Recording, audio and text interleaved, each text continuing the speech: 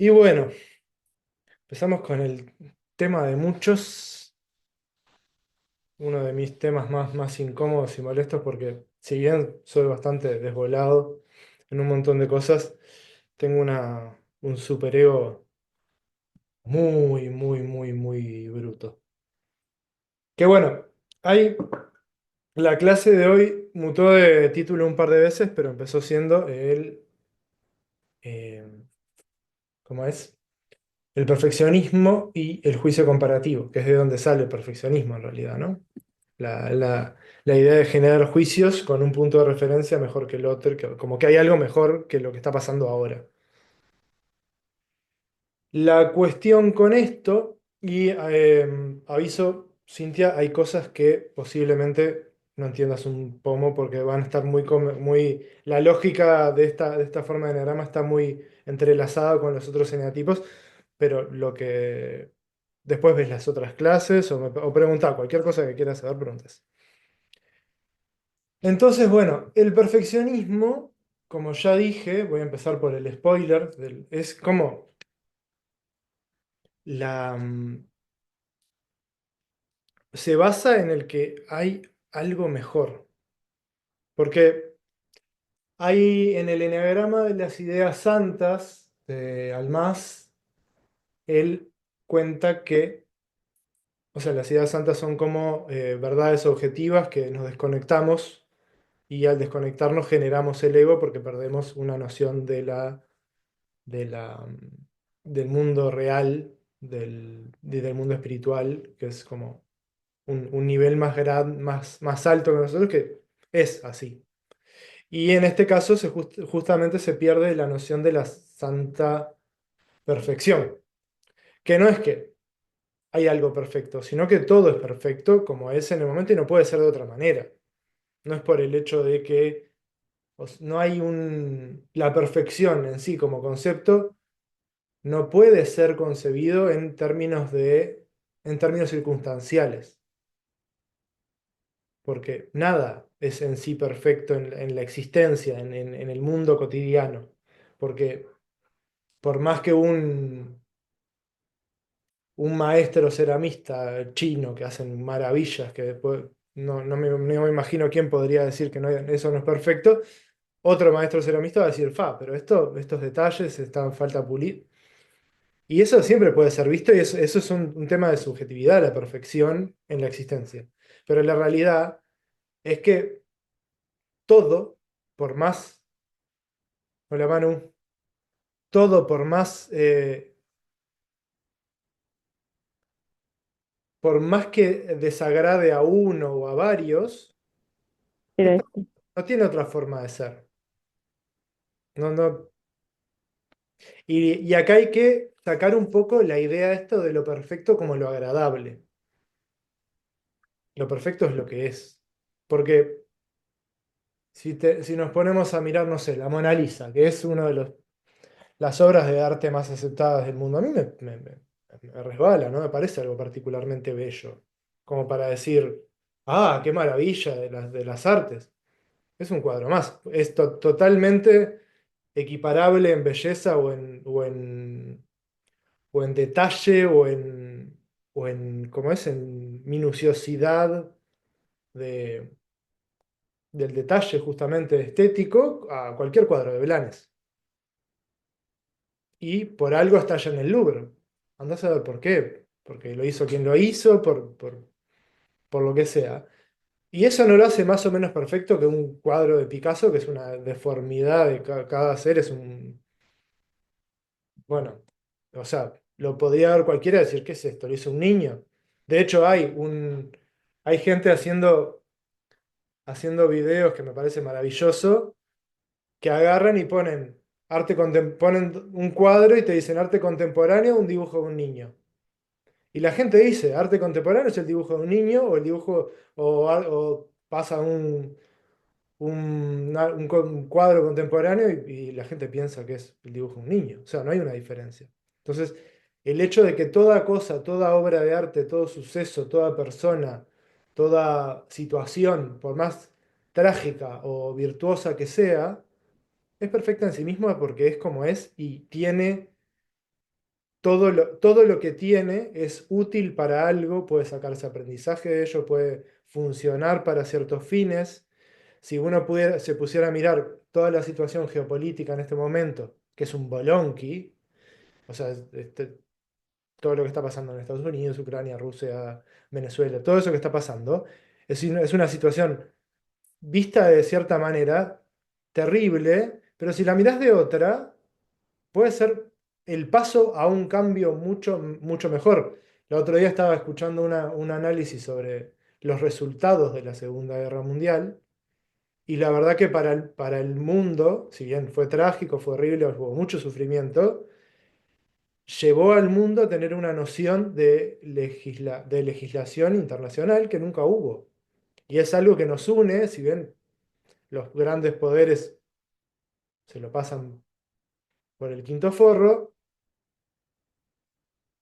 es algo que es un paso hacia una conciencia global que puede, si es cumplida y si es llevada en su totalidad y bien implementada, es algo que puede ser muy bueno para la globalización. Entonces, toda situación es perfecta. Entonces, esa noción es la que pierde en una mirada espiritual. Una persona de eneatipo uno pierde esa noción de que todo es perfecto. ¿Por qué? Porque vive normalmente los eneatipos uno nacen en situaciones de mucho caos familiar o con padres desordenados o que no cumplen sus necesidades, entonces tienden a generar su propio criterio de cumplir sus necesidades y por lo tanto se generan un cierto estándar de perfección que nunca llegan a cumplir porque siempre está como previendo una insatisfacción que es ontológica porque es una falta de amor. Todos los eneatipos, todas las formas de ego se estructuran sobre me falta amor. Me faltó amor y me fijé en eso. O sea, estructuré mi personalidad en una falta de amor. Entonces, ¿qué pasa acá? Y para los que estuvieron en la clase pasada, el eneatipo 3 o la figura 3 tiene una similitud con el uno. Los egos uno y los egos 3 se pueden confundir porque el ego 3 tiende a buscar lo más excelso, lo más brillante, pero por una cuestión de éxito o de logro, el concepto de perfección desde el punto uno del eneagrama es directamente, es, es autorreferencial y es una cosa de la perfección por la perfección, no es un tema de ser mejor que nadie, porque el uno genera un criterio de perfección con el que persigue a todo el mundo y se persigue a sí mismo. Y esto es lo que se ve en la estructura relacional de las situaciones uno. Para los que capaz que no llegaron o no escucharon las explicaciones de las primeras clases, de lo que parte esta mirada del eneagrama que estoy compartiendo es no solamente del tipo de ego, sino de las situaciones, de la vida, la estructura de una situación según el eneagrama. Entonces, ¿qué es una estructura de una situación?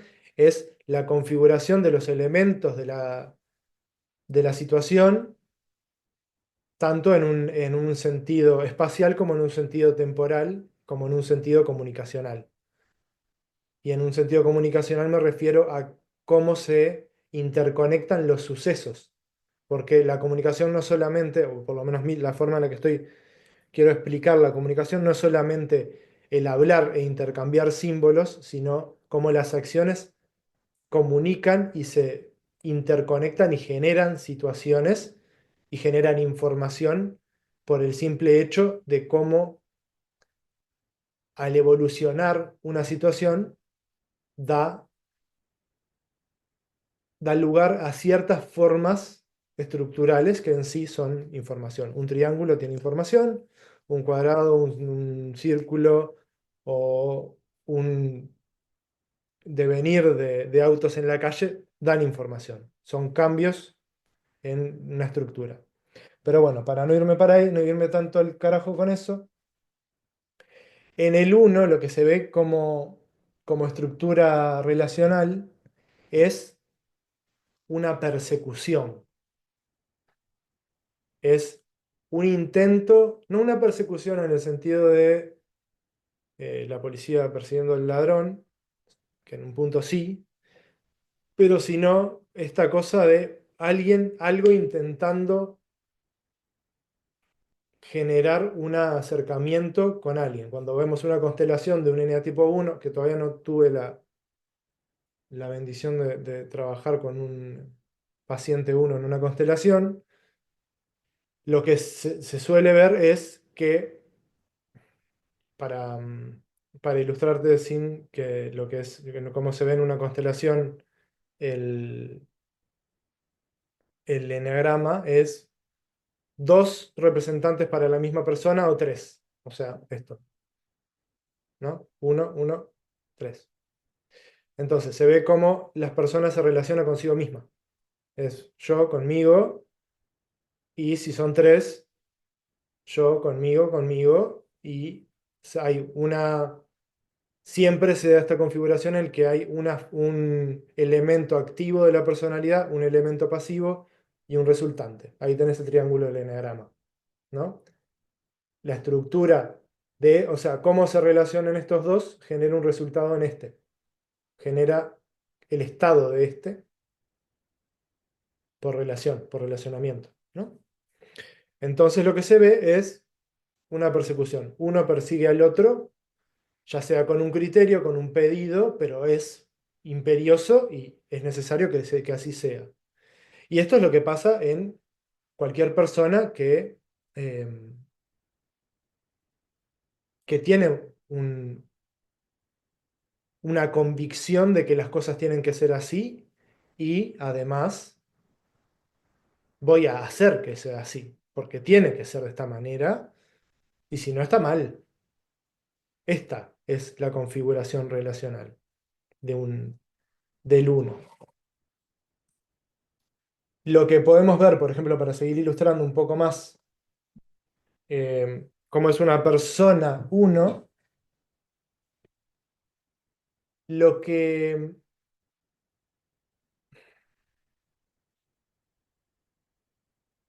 la forma de perfeccionismo del uno es algo que es imperioso y se lleva a cabo, no es algo en lo que se piensa. No es una forma de perfeccionismo mental. Eso es una forma de personalidad mucho más 6. El uno sabe que lo que él o ella cree es como él o ella cree, no se basa en el criterio de otra persona, es un criterio personal, intrínseco de uno. No es, por ejemplo, la diferencia entre el 6 y el uno es que el 6, estoy hablando de eneatipos, el 6 se referencia en otra persona, en un credo, en un algo, y lo hace seguir, o en un líder, y hace que se siga. Y a las personas que están por debajo de sí mismo y todas las otras personas, los puede perseguir, pero porque tiene el aval del otro. En el uno es al revés. En el uno tiene como la tabla de la moralidad, pero la tabla de la moralidad está basada en su criterio y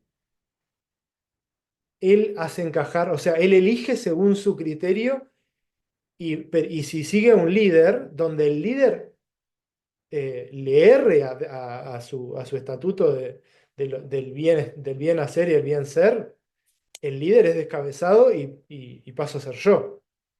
Cosa que el 6 no hace. El 6 en el momento que el líder lo pone en jaque dice, ah, bueno, por acá no es. Entonces se amolda de nuevo, reestructura y sigue.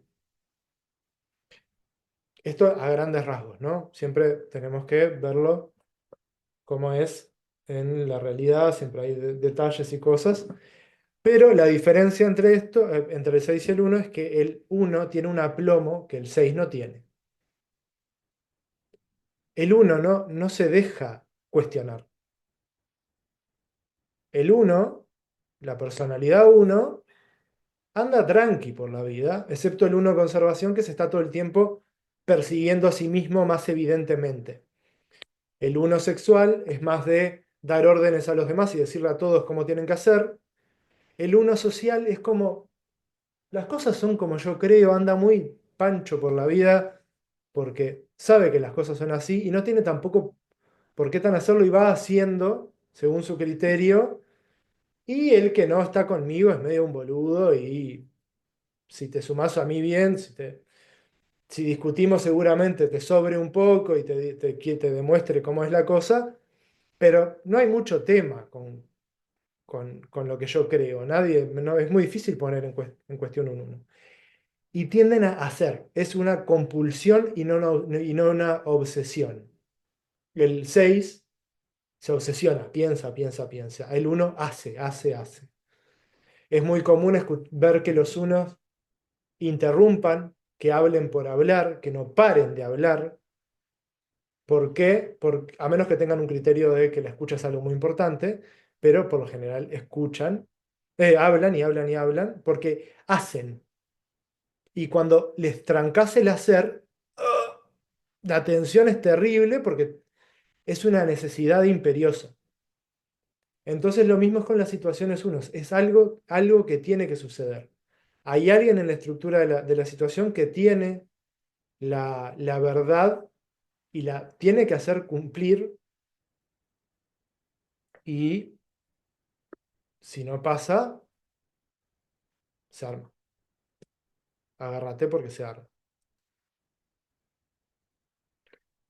Un tipo de situación uno es una dictadura, puede ser em, las maestras de los siglos anteriores. em, los franciscanos tienen bastante de uno en el sentido de esta estricto voto de pobreza. ¿Qué más? Un padre autoritario. Eh, y acá tengo que reconocer que todavía como no he visto la estructura completa en funcionamiento, tengo más o menos la descripción y el funcionamiento general. El resultante, o sea, sé que está la persecución, pero la resultante no la tengo tan clara. O sea, en la estructura de personalidad, o sea, en la estructura relacional, hay una persecución.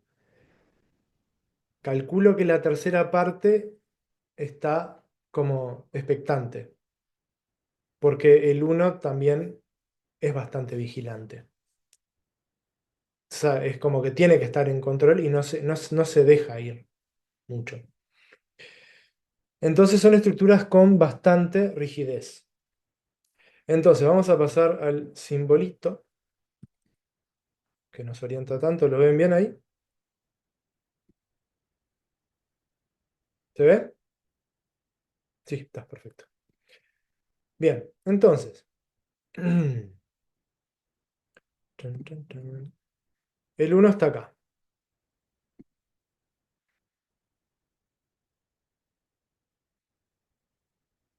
Aquí. Ahí está el uno. Como para ponerte un poquito en contexto del funcionamiento de esto, sí, no sé si sé que sabes algo de enneagrama, pero no sé qué tanto. Viste que hay flechitas, ¿no? En cada una de las líneas. En el sentido en el que están yendo es el sentido de la desintegración, que para traer otro aspecto más del que no había hablado, ya que hoy estoy un poco espiritual, eh, la desintegración en este sentido es el pasaje a la multiplicidad y la división de la unidad de la existencia, ¿no? O sea, supuestamente el universo es uno en su totalidad y lo mismo con eh, todas las partes, es una realidad holográfica, entonces todas las partes son una unidad y a la vez son parte del todo y tienen la misma estructura de la realidad adentro suyo,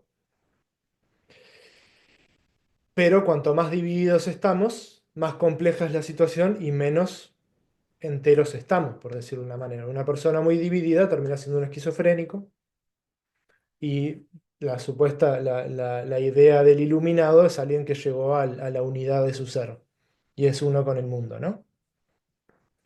Todo esto, obviamente, creer o reventar, es simplemente para ilustrarlo, no es una cuestión de llevarlo para el lado de lo espiritual, pero el que le calce el zapato, el que le guste lo espiritual, que se lo ponga. Entonces, en este sentido, es la desintegración. Acá vamos a achicarlo un poquito, así entran los otros números.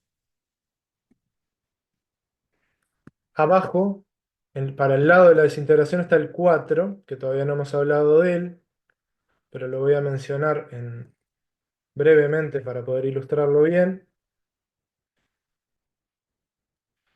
Y para este lado está el más maravilloso de todos los eneatipos, que es el 7. No tiene nada que ver con que sea el eneatipo mío, ¿no? Pero lo es. Em, entonces, el eneatipo, estamos en el 1, ¿no? Para este lado se integra el ser y para este lado se desintegra. Para este lado la situación mejora, para este lado empeora. ¿Qué pasa acá con tener el estatuto del uno, ¿no? Del cómo las cosas deben ser y de la perfección inalcanzable? Porque obviamente el uno nunca llega a eso perfecto que tiene, pero él está muy tranquilo y muy contento o muy autoperseguido porque la tiene y la tiene que alcanzar porque es así. Como había dicho, el uno se autopersigue. Hacia el 4, la estructura relacional del 4, rápidamente hablando, es un rechazo a una comunicación. Es un rechazo, una parte rechaza a la otra, se niega a comunicarse con la otra. Y en esta hay una persecución. Entonces, la cosa empeora acá porque una parte rechaza a la otra. Directamente ya no se comunica. Dice, bueno, me hartaste. Entonces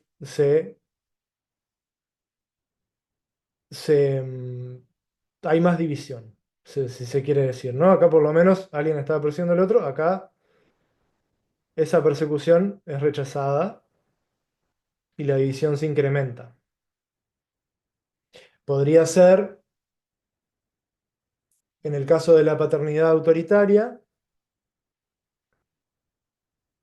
el hijo adolescente que rechaza el modelo del padre.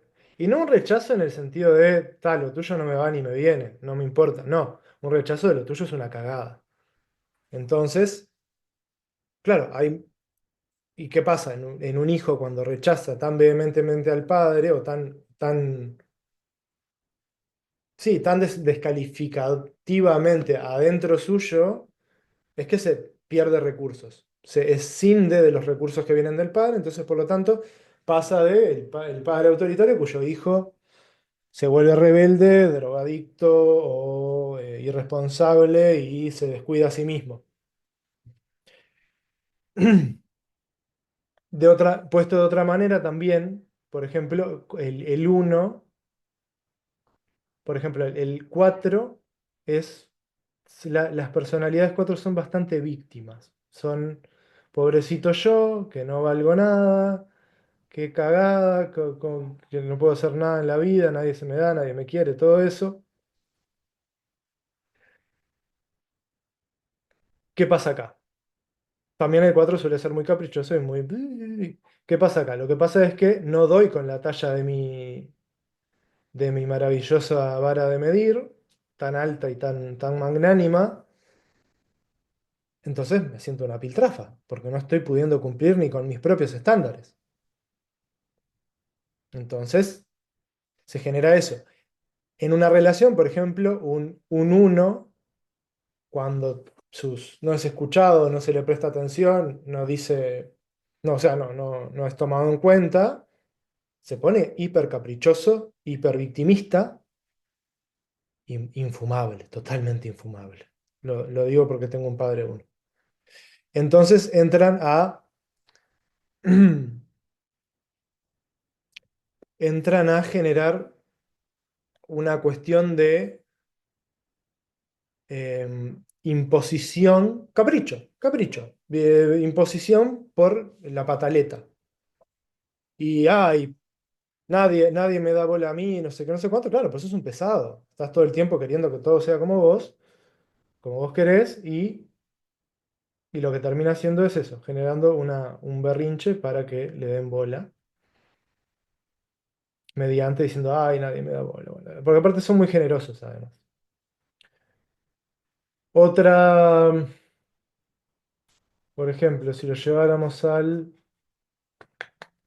la dictadura, al régimen dictatorial, ¿qué pasa acá? En el régimen dictatorial, el dictador se rebela, o sea, el pueblo se rebela contra él, le dice que no, por ejemplo, o no le dan bola, o lo logran boicotear sus maravillosos planes y se pone totalmente sádico, terrible, desastroso. Ahí el uno sigue persiguiendo, ¿no? La otra opción es que rechace, que pasemos a la pauta de relacionamiento de rechazo, y ¿qué pasa ahí? El régimen dictatorial deja de prestar atención a las necesidades del pueblo. Como pasó en varios regímenes dictatoriales, que claramente el uno se pone en su pedestal y cumple con sus propios caprichos y no le da bola a las necesidades de la gente. Pero ¿qué pasa para el lado del bienestar? O sea, para cuando mejoramos. La estructura relacional del 7 es una... estamos mirando para lados diferentes. O sea, así, por ejemplo. Estas son las caras, están así. Viniendo desde un uno, esto es suelto. ¿Está? Hay menos comunicación, sí, porque no nos estamos mirando, pero cada uno en la suya, nadie le rompe las pelotas al otro y hay espacio para cada uno.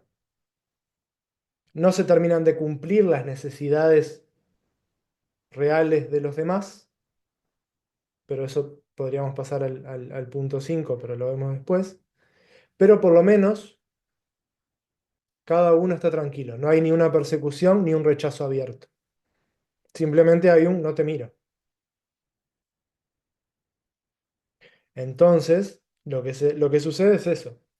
Lo que sucede con el 7 es que se vuelve muy indulgente, ¿no? El 7, el enatipo 7, en su aspecto menos virtuoso, es alguien que es irresponsable, todo le chupa un huevo, no se preocupa, pero en eso es negligente con las necesidades o con las responsabilidades. ¿Por qué? Porque no se mira a sí mismo. Entonces, una parte persigue algo y otra parte persigue otra cosa. Están los dos mirando para otro lado, pero de nuevo, esto es un proceso. Después, cuando vamos al 5 vamos a ver otra estructura. Es una estructura en la que eh, se va más al detalle, se empieza a mirar con cierto nivel de fragmentación del resto, pero se ve, se mira. Entonces, ¿qué pasa con el 7? El uno en esta situación puede empezar a ver otras formas porque ya, de hecho, hay dos focos de atención diferentes. Entonces, puede ver otras opciones y decir, ah, mira, hay más que solamente mi forma de ver, y está todo bien con que haya otras formas de ver. El aspecto espiritual del 7 y la idea santa es el santo plan, que es las cosas pasan y el universo tiene un plan que no sabemos cómo funciona, entonces es mejor quedarse presente con uno mismo y seguir adelante. Ir con lo que venga, con lo que suceda y con cualquier cosa está bien, y cualquier cosa va a devenir en otra cosa mejor o peor, pero va a ser el cauce de la vida en sí misma, y no queda otra que aflojar y seguir para adelante. Entonces, yendo un poco a cómo las los distintos eneatipos viven una situación uno,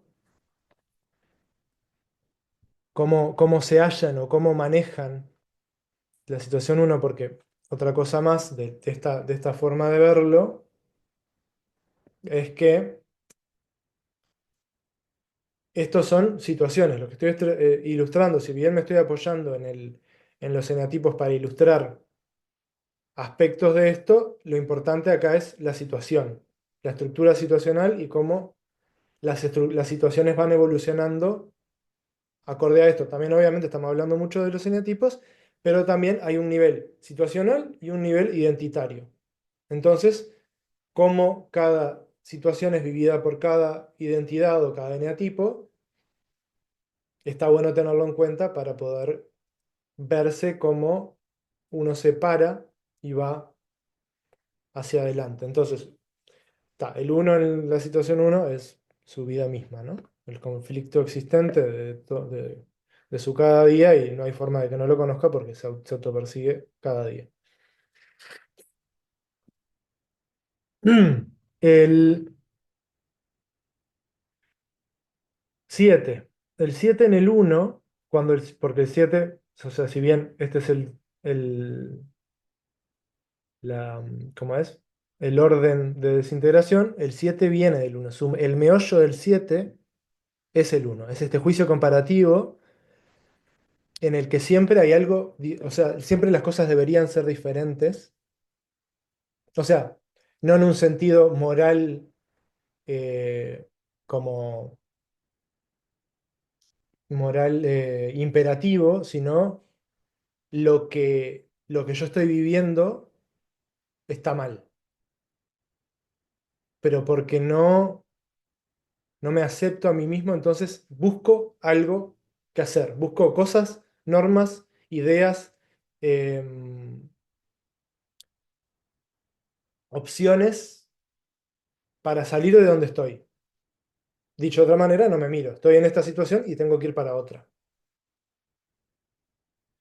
El 7 entonces tiene como un mundo ideal, porque el 7 es fantasía y unicornios, haditas y maravillas, ríos de dulce de leche, etcétera.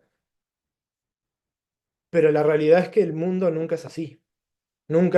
Siempre hay algo más lindo, más bello, siempre podemos estar en un momento más agradable y más placentero, que es la droga del 7, las fantasías de lo que podría ser, y es de modo análogo la moralidad del uno vivido de otra manera. Entonces, se va de su presente planificando cómo puede hacer, generando estrategias, imaginando estas formas de llegar o de estar más cerca de ese mundo ideal que, que es parte de esta idea uno del perfeccionismo, ¿no? La cuestión es que, claro, acá el 7 recurre cuanto más se le marca la beta uno más tiende cuanto más se autoexige o cuanto más el mundo le exige para evitar irse al escapismo, se va a cosas placenteras como la comida, maratoneo de series, alcoholismo, drogas, etcétera. Cualquier escape, sexo, lo que venga. Cualquier cosa que nos pueda hacer escapar. Bueno, pueden ser muy workaholics también, ¿no? Cualquier situación familiar de adversa, vamos a la oficina y si está la secretaria, mejor. Después, el 5. ¿Cómo vive el uno el 5? El, el 5 no tiene tanto tema con eso. Sí tiene una similitud con el uno en el sentido de que siempre tiene un ideal de lo... El 5 es la avaricia, ¿no? Pero es por una falta de seguridad interna que la hace desconectándose de sí mismo y volviéndose obsesivo con conocimiento, ideas, cosas, plata. Entonces se vuelve muy avaro en el sentido de tener lo más, de tener más, de tener mucho, de tener esa seguridad o con el conocimiento de un conocimiento, por ejemplo, cuando el 5 social, que es el 5 tótem, se embelezan con los conceptos, quieren llegar al concepto más elevado de la existencia y se matan meditando para llegar a esa, a esa idea, o si son físicos, van a estudiar el átomo no sé qué, o el cuásar, que no sé o sea, van al detalle y se vuelven expertos en alguna cosa y desconectados del mundo, ¿no? Se vuelven en su propia cueva, entonces no tienen tanto esto de ser tan moralistas, pero sí tienen un ideal muy alto de cómo tiene que ser, por ejemplo, las parejas. Tienden a decepcionarse muy amargamente si no, si su ideal se rompe. Entonces tienden a vivir eso, tienden a tener eso, pero no suelen ser tan moralistas porque están como por encima del mundo, ¿no? Son extraterrestres que saben más que todo el mundo. El 8 en el uno. Bueno, eso no tampoco pasa. El 8 capaz que lo vieron en las clases anteriores. El 8 hace lo que se le canta, lo que tiene ganas. Y, la, y, la, y cualquier cosa que se le interponga, cualquier cosa, cualquier persona que le quiera imponer algo, corre riesgo de recibir una piña como mínimo. Entonces, el 8 tiene la similitud con el uno, con la situación uno de la imperiosidad, pero el 8 es la lujuria, es la imperiosidad de la satisfacción sexual, la satisfacción de comer lo que se me canta el culo, todo lo que sea como intenso, de satisfacer lo que quiere. Entonces, la moralidad y el deber hacer no está mucho. En donde sí tiene un deber, un sentido del deber muy grande, es en cuidar a los suyos. Cualquier eh, persona que agarre como su protegido es totalmente, o sea, tiene como una imperiosidad de cuidarlo porque es su forma de vivir la vulnerabilidad. El 8 no tiene contacto con su vulnerabilidad, entonces siempre agarra a alguien vulnerable y lo cuida, que es lo que hace consigo mismo, lo cuida con violencia, ¿no? Las parejas de los 8, Dios mío, lo intensas y violentas que suelen ser, cuando está todo mal, ¿no? Obviamente, hay 8 que pueden ser un amor de ser humano. Y, y sí pueden ser muy persecutorios en el sentido de que cuando quieren algo, esta persecución la pueden llevar a cabo perfectamente porque lo quieren y lo van a conseguir. Donde lo rechaces, tenés suerte si te suelta y lo va a buscar en otra parte. Y para iba a decir algo más. Ta, me olvidé. El... Acá está el 8 por si no lo señalé lo suficiente. El 2 está acá, siguiendo la línea de unificación. El 2 también no tiene mucho. O sea, el 2 es una personalidad muy histriónica, muy en contacto con su emoción, lo que siente, va y lo hace. La estructura relacional del 2 es que el 2 se relaciona con el espacio, no hay, vive vive el mundo como,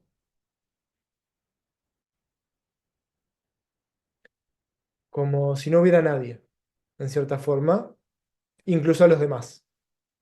El 2 no tiene, nace en un contexto en el que necesitar, en el que tiene que estar, la forma de ser amado, la distorsión del amor del 2 es servir y dar, porque no recibió el cuidado, tuvo que hacerse cargo de incluso sus padres y de hacerse cargo de cosas de la casa, normalmente es el padre, el hermano padre, que a veces comparte un poco eso con el uno, pero no tiene tanto este sentido del deber, sino del siento que te tengo que dar algo y te lo doy. No importa si no lo querés. Yo, por ejemplo, un caso personal, mi abuela es un 2 a la enésima y ella algo que hacía, sobre todo cuando estaba más viejita, está viva todavía, pero ahora está en una casa de salud, tiene demencia, entonces es como, ya no cuenta, no se ve todo esto. Ella lo que hacía cuando estábamos comiendo y ella me servía, o sea, agarraba de su plato y me lo ponía en el mío a pesar de que yo no quería, sin preguntar, sin importarle si yo quería más. Y yo le decía que no, le devolvía la comida y me insistía igual, increíblemente. Entonces ellos te dan por su propia necesidad, no porque vean una necesidad tuya necesariamente. O pueden captar que vos te serviría o necesitas algo, pero no te dan porque vos necesitas, dan porque necesitan dar porque quieren dar. Y de la misma manera toman de los demás. No, toman no es una palabra. De la misma manera van y hacen. Te seducen para hacer, te seducen para hacer lo que ellos quieren, lo que quieren hacer contigo. Haciéndote de cuenta queriendo hacer de cuenta que están dando generosamente. Entonces el uno comparte la vehemencia del 2 a la hora de este egoísmo en función de un otro, de un falso otro. El uno en realidad es sumamente egoísta y hace en función de un esquema moral propio, pero es totalmente egoísta porque es elegido por él y él impone lo que es mejor para todo el mundo. El 2 siente ganas de hacer algo, busca la forma de justificarlo de que es pavo, pero en realidad es por él o ella. Suele ser un eneatipo predominantemente femenino, pero siempre hay excepciones, obviamente. Hay muchos 2 hombres. Después, el 4 en el uno, bueno, ya ¿Cuál, no, Franco? ¿El 2? el 2 si es predominantemente femenino. Sí, el 2 tiende a ser predominantemente femenino, igual que el 4, el 6 y el 3. El 5 ahí más o menos tiende a ser un poco más masculino. Hay una leve tendencia pues, para el lado este de lo masculino y para este en lo femenino. En el uno es medio como parejo igual, pero hay muchos unos hombres, muchos una mujer. En el 9 también es parejo. En el 8 y el 7 suele ser mayormente masculino. El 3 tiende a lo femenino, pero ahí está un poco más parejo incluso que el 2. Y el 6 también. Yo conozco muchos más 6 mujeres que hombres, pero obviamente yo no soy un criterio de la totalidad de la humanidad. Entonces es simplemente una tendencia que he visto. Em, el 4 es esto. El 4 tienden a ser personas bastante autoinválidas. Las estructuras físicas de los 4 tienden a ser bastante desinfladas. Es la estructura, según la bioenergética, la estructura oral, que el rasgo más marcado es la dependencia, y alguien cuyo rasgo más marcado es la dependencia es alguien sumamente impotente, ¿no? Excepto el 4 conservación, que el 4 conservación es como el contratipo, que se le llama, que es el que no parece, pero es alguien que lucha contra su resignación. Es como que no se da, se siente por dentro muy invalidado, muy poco, pero no se rinde ante eso y sigue, pero a la vez se vuelve un mártir porque siempre está sacrificándose, porque siempre que está por llegar, se desinfla. Nunca, rara vez, o sea, son gente muy trabajadora, muy acometida, muy responsable, muy poco quejosa, o sea, muy quejosas, pero igual van para adelante, pero siempre están llorando la milonga. Entonces, lo que pasa el 4 con el uno es que normalmente tiende a vivir pinchándose ante las expectativas. Siempre se compara por debajo de la norma que debería ser, o no soy suficiente para cumplir con todo esto, no lo puedo. Es como, sería en esta idea de la instrucción de la estructura de la persecución, es el que se deja agarrar, pero que está así, medio muerto, ¿no? Entonces, como que se deja agarrar por la persecución, dice, sí, ok, me rindo ante esta norma excelsa que tiene el uno, que tiene la estructura uno, pero soy impotente ante ella. No me pidas que la cumpla, jamás la voy a llevar a cabo, porque soy un incapaz, un pobrecito, por favor, ayúdenme. El 4 conservación, va a inmolarse intentando llegar y, y por lo general se va a pinchar antes de estar cumpliéndola, pero siempre va a estar como ahí luchando. Es una lucha interna, es una tensión muy grande la que viven los 4 en conservación. Pero bueno, los subtipos de los eneatipos, después, si están en curiosidad, léanlo porque es otro capítulo más de la cuestión. Nos queda el triángulo. El, el 9 va a ir a hacerlo. Hay que hacerlo, voy y lo hago. Estoy incómodo, no me gusta, ok, está. Si sé lo que hay que hacer, voy y lo hago. No pasa nada. Voy, me armo el plancito, como hay que hacer, me cuentan, le busco la vuelta, trato de molestar lo menos posible y si es lo que hay que hacer, bueno, dale, no pasa nada. El 3 sí, obvio, va a querer ser el mejor. O sea, en esta estructura de persecución, el 3 está caminando con el persecutor porque está diciendo, es lo que hay que hacer. Bueno, voy a hacerlo mejor que nadie.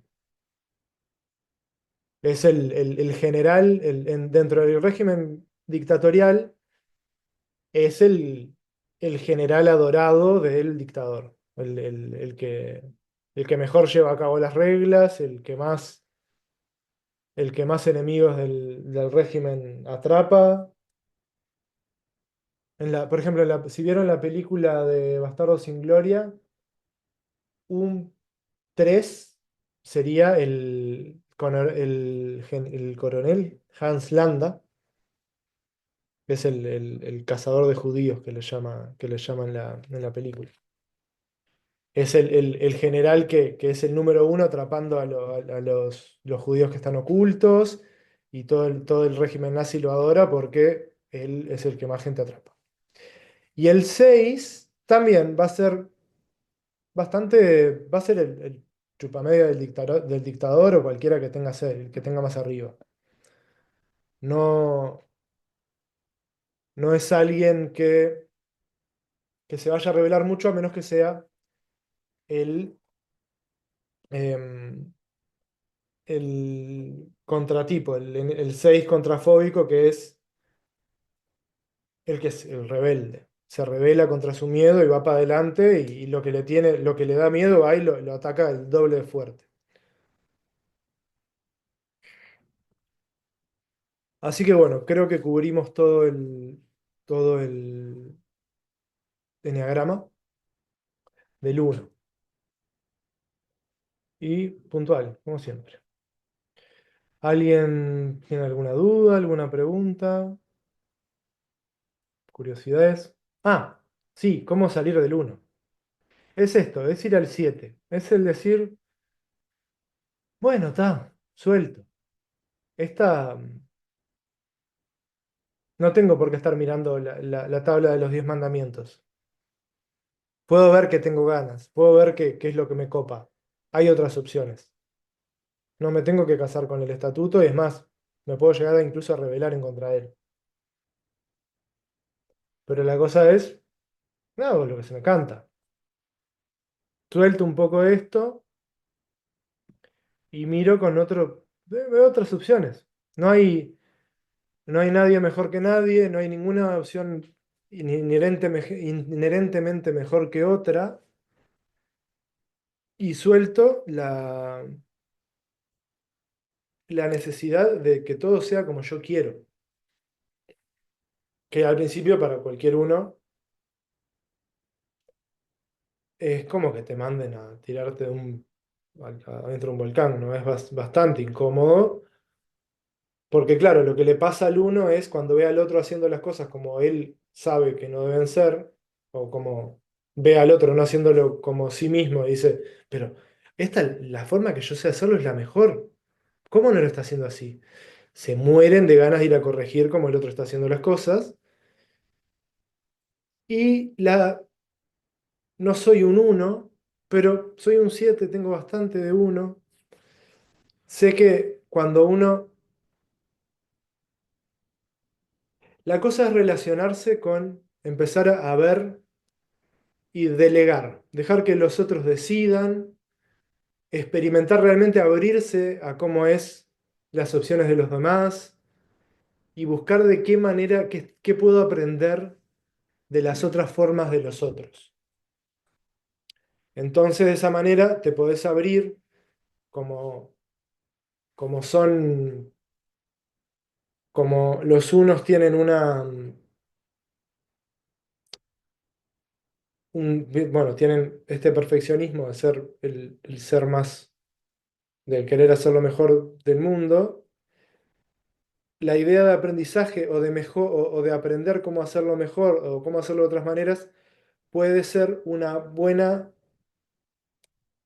llave de Aikido para decir, para usar la necesidad de autoperfeccionamiento del uno para que suelte su perfeccionismo de hacer todo a su manera y diga, bueno, voy a perfeccionarme a mí mismo ampliando mi cantidad de capacidad, mis formas diferentes de hacerlo, aprendiendo de los demás.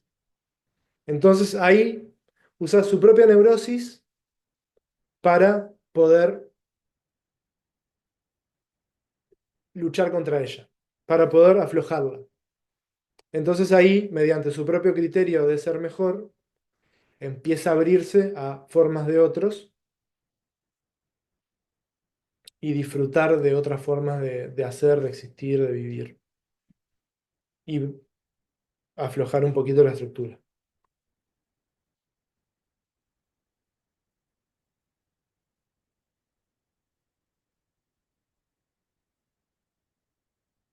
Que es totalmente lo opuesto no sé si lo opuesto al 7 de cierta forma, pero sí, es esta cosa de relajarse ante las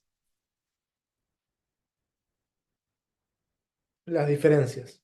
Relajarse y permitirse sentir, percibir más cómo me siento con esta forma del otro, cómo me siento abriéndome y no solamente cómo me siento ante la discrepancia de cómo es esto otro nuevo de mi criterio. Porque, claro, ahí siempre está el criterio comparativo, siempre está este juicio comparativo.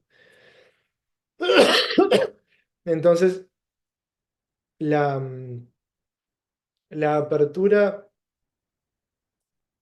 sensorial, en el sentido de mantenerse presente ante algo diferente y no pensando, sino como, ¿cómo lo digo? Observando y meterse en la experiencia inmersiva de algo nuevo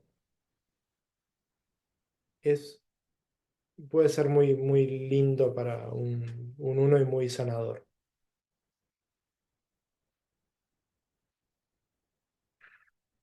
¿Te entendió esto último? Porque me pareció medio hippie.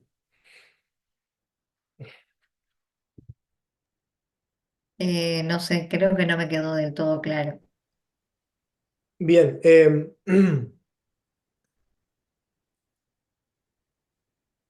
es en esta cuestión de esto mismo. Por ejemplo, si veo, por ejemplo, sos la número uno haciendo pastafrolas y querés que tus hijos aprendan a hacer pastafrolas, obviamente no lo van a hacer como vos. Entonces, en lugar de estar todo el tiempo, no, nene, haz eso, abrite y disfrutá de acompañar a hacer la pastafrola siguiendo su forma, sus juegos, sus diferencias, y no solamente en la comprensión o la observación intelectual, sino in- sumergirte en la situación. Una cuestión medio meditativa en la de sacar un poco la cabeza y permitirte estar ahí. Como, ok, están haciendo las cosas diferentes, darse cuenta de cuánto me crispa que están haciendo como es la rejilla que tiene la pasta frola, en vez de hacerla en cuadritos, la están haciendo en forma de S, y decir, ah, mira, lo están haciendo así, qué divertido, ah, mira cómo, ver cómo lo disfrutan ellos en vez de bueno, puede ser, sí, que tu madre sea uno. Em, es esta cosa de decir, bueno, empezar y percibir cuánto te crispa. De meterte incluso en aceptar que, bueno, está, sí, me cuesta un huevo y escuchar la rigidez, la tensión de ver que las cosas no son como uno quiere y decir, bueno, está, estoy en esta, pero lo que hay es esto. Las cosas están sucediendo así y abrirse a eso y digerir esa experiencia después. Quedarse en el, ¿cómo me calza ahora que viví esta situación? ¿Se entendió un poco más? Sí, me cuesta un poco darme cuenta cómo aplicarlo en mí porque el perfeccionismo como que no lo saco tanto para afuera, sino que es más interno. Ujú. No es tanto en comparación con los demás, sino conmigo misma.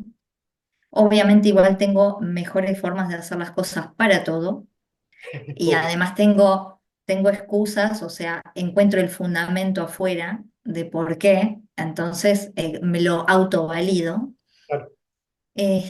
Y la gente no tiene cómo ir contra eso, porque digo, es difícil después de rebatir. Ojo, si vienen con buenos argumentos, transamos y capaz que lo adopto como norma, Ah, ¿no? claro, Pero, esta es la descripción del uno conservación, al pie de la ajá, letra. El uno conservación se autoperfecciona a sí mismo. Si el 3 conservación se autooptimiza y se vuelve así lo más cercano a una imagen de éxito, el uno está todo el tiempo yendo al detalle. Me acuerdo un profesor lo explicó, la imagen me pareció hermosa, el que limpia los azulejos del baño con un cotonete, tipo así, a ese nivel de detalle. Entonces, sí, aparte el uno realmente es muy difícil sacarlo de su punto de vista. Pueden ser muy, muy obtusos, muy obtusos.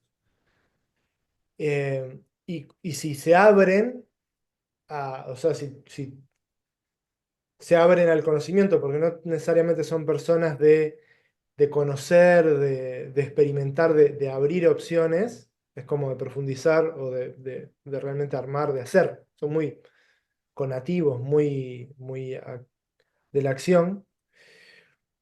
Em, voy a ir a tu pregunta. Poneme un ejemplo de esto, de cómo, de una situación en la que seas así como perfeccionista contigo misma. el punto iba porque está esto de la comparación que hablabas. Ajá.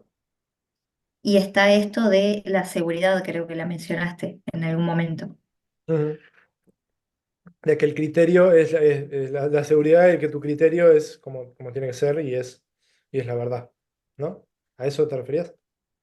Claro, pero cuando alguien cuestiona eso, o cuando, no sé, tu método es cuestionado de alguna manera, Mm, y lo notás, o sea, llegás al punto en el que te das cuenta de que sí, tiene como un cabo suelto, que es lo que trato de no dejar, cabos sueltos. sí, Ponele que hay un cabo suelto. sí. Entonces ahí el tema de la inseguridad, Ujú. ¿entendés? Y entras Eh, como en una semicrisis, mini crisis, porque estás como en un sí, no dura nada porque a ver, hace años que soy esto y tal, lo tengo archi trabajado y me doy cuenta al toque y digo, no, listo. sí. Este, ni esto es tan, se terminó el mundo, ni nada, o sea, está, tranquilicémonos, hay opciones. Pero digo, está este juego de siempre, es como esa tensión de o es de una manera o es saboteada de esa manera, no sé, es como, no sé, se percibe como una crisis tal vez, o de seguridad. Ok. No sé si me explico igual. Para que hay algo que no estoy entendiendo que no me doy cuenta bien qué. Porque hay algo O sea, ¿cuál sería el conflicto del uno? No para afuera, sino para adentro.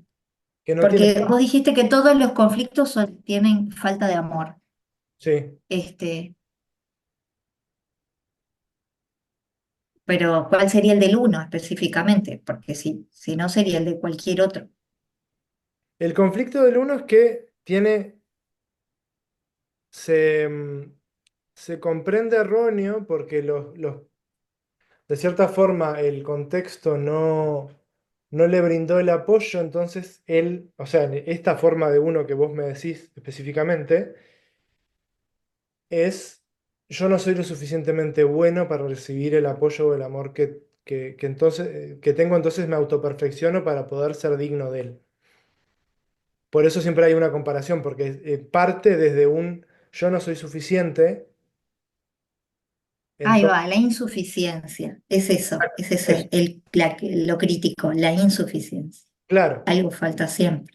pero es una Claro. formación reactiva porque genera un criterio, la formación reactiva para los que no tienen el lenguaje psicoanalítico es yo me siento poco, entonces me muestro hiper mega seguro o hiper mega, o sea, me identifico con lo opuesto a lo que siento para generar una falsa sensación de seguridad.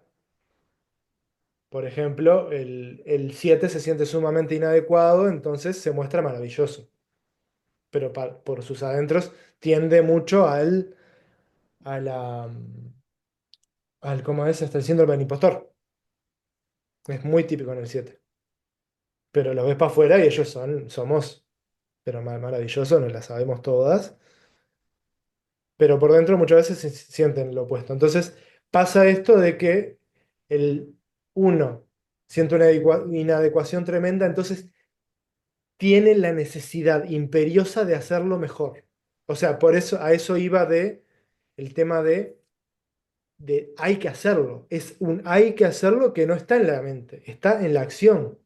Inmediatamente que noto un error, agarro el cotonete y limpio el azulejo. No hay un pensamiento mediante más que para planificar cómo hacer eso mejor. Entonces, ¿cómo salir de eso? Hay que ver mucho, ¿no? Hay que ver cómo es la situación. Pero esto que vos dijiste ya de hecho es un aprendizaje para el uno. Que el uno diga, que el uno acepte el cuestionamiento del entorno y modifique, es la confirmación de, mirá, mi mapa no era perfecto y de hecho me abrí a incluir el feedback del entorno. El tema ahí es aprender a no interpretarlo como un yo me equivoqué, como la crisis de estoy mal yo.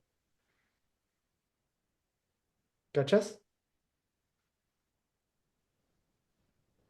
¿Cómo hacer eso? Depende mucho de la situación, de vos misma, pero es el mantra de las cosas están perfectas como están, es útil. Es como esto mismo que dije, o sea, de reconocer la tensión que me genera el error y decir, bueno, ok, no pasa nada. Como, ah, bien, estamos aprendiendo. Hay más, Claro. hay más allá de lo que yo creo y verlo como un enriquecimiento del mundo personal. Y no como ahora tengo una versión mejorada y tengo mi versión, mi diamante un poco más pulido. No, simplemente incorporé otra opción más. La que yo tenía antes era útil, por eso yo creía tanto en ella y estaba tan seguro de ella. Esta es otra opción más. De nuevo, la multiplicidad. El 7 por ejemplo, es un picoteador eterno de experiencias, de comida, de viajes, de países. El viajero el típico viajero que se mete en una excursión y que van corriendo de un lado para el otro a ver todos los museos, todos los lugares emblemáticos de la ciudad. Esa es una forma 7 de hacer turismo. Para el uno está bueno. No, no con ese desboque, pero ir experimentando y ir viendo todas las opciones. El uno va al lugar más importante del país. O va a la ciudad a la mejor ciudad, a la ciudad que hay que visitar. No, está así. Capaz que Florencia en Italia es la meca del arte. Pero también, Ahora te voy a corregir porque soy uno y amerita. El uno va al lugar que le parece que es el mejor. exacto, eso mismo. Te confundiste ahí. Eso mismo, exacto. A él le parece que el mejor lugar es Roma. Va a Roma porque hay que conocer Roma porque está el Partenón, está no sé qué. Bla, bla, bla. Perdón, el Coliseo del Partenón es en Grecia. Ahí va, Em, en Atenas. el uno dice, bueno, si crece, el 7 va a todos los lugares porque en todo se puede divertir. Y lo que le pasa al uno es que al 7 es que no se puede quedar en un solo lugar porque le pica el culo y siempre hay un lugar mejor en el que estar. El uno va al lugar mejor porque él sabe cuál es el lugar mejor y cuando llega está a sus anchas viendo qué maravillosa es la elección que ya había elegido de antes, confirmando todas sus creencias, porque lo que pasa es que el uno no necesita evidencia para confirmar su decisión. Está bien porque la decidió él o ella, punto. Viste, no, a mí no me pasa eso, no soy uno entonces. No, sos uno, pero el tema es que no Yo confirmo cosas que no, después digo, no, pero cualquiera lo que elegí. claro, pero porque sos un ser Me ha humano. pasado. Yo estoy yendo al extremo más enfermo. Ah, bueno, Claro, si estoy está. ilustrándolo con el No, extremo. yo acepto cuando me equivoco. Claro, por eso, pero justamente como dije, eso es un crecimiento para el uno. Eso es, bien, se abrió, aceptó al mundo. Dijo, ah, hay otras opciones y están bien. La cuestión es que el uno, si acepta algo nuevo y se da cuenta que se dé cuenta que Al hizo algo nuevo, no es que es mejor a lo anterior, es otra opción. No es esto, es esto. No es esto sobre esto, sobre esto, sobre esto. Es mejor, mejor, mejor, mejor. Es esto y esto y esto y esto y esto. La horizontalidad para el uno da santo remedio.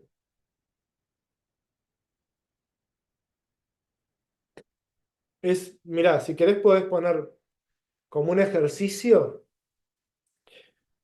perceptivo, pones, elegí como un proceso que hayas hecho, que hayas generado mejoras, que hayas optimizado, y ponelo